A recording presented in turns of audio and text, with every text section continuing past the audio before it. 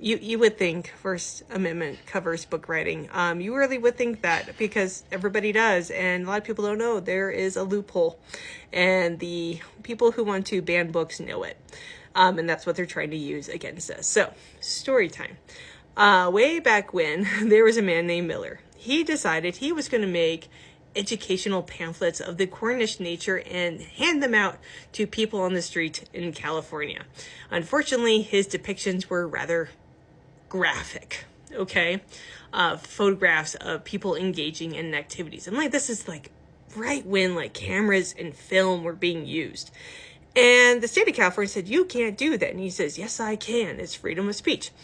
But the court case went on and on and on, and it finally wound up at the Supreme Court, which now we have the Miller versus California Supreme Court case. And in that case, they defined that anything obscene, and it has to be obscene to a whole group of people. Okay, that's kind of an important note. We'll come back to that.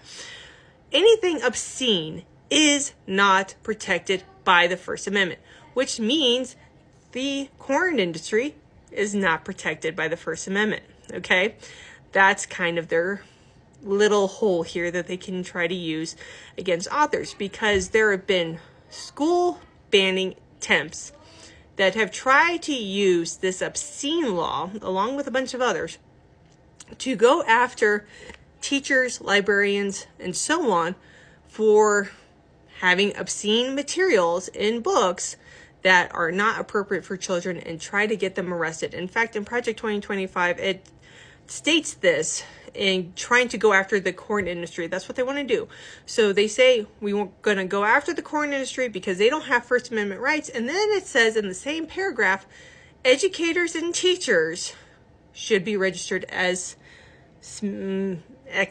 whatever, I don't know how to say this on here, offenders. Okay, they should be registered as offenders of that nature. Okay.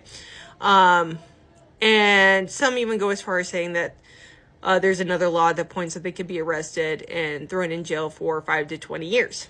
Okay, so big problem, right? However, another court case has happened. And this one happened in 1985. And it happened against Tattered Cover in Thule. Tattered Cover is a well-known bookstore in the Denver area, independent bookstore. And this went to the state Supreme Court case. So it didn't go all the way up, but it went to the state level.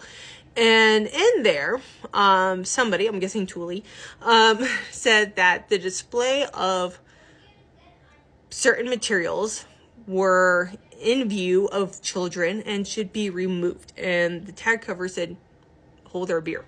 We're not going to do that. And so they went to court about it. And the court agreed with them. So basically the court said just because something is obscene for a group, this goes back to what I said previously about obscene to a whole.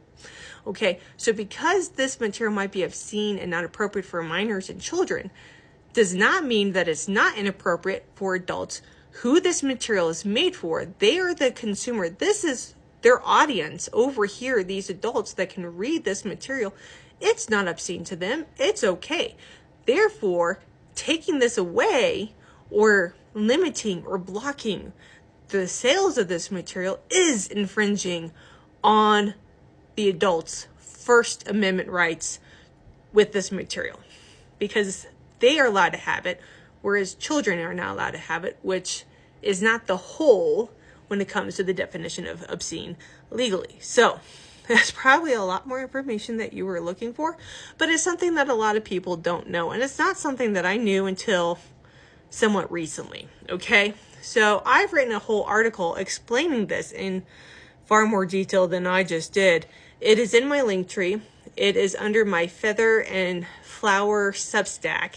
So you have to go all the way to the bottom to find that Substack. My author Substack is at the top, but my Feather and Flower one is at the bottom, and that's where the article is located, and I go to even more detail on that. But that's pretty much the Cliff Notes version of it. So, yeah, a lot of people think that just because we write something that it is therefore under the First Amendment.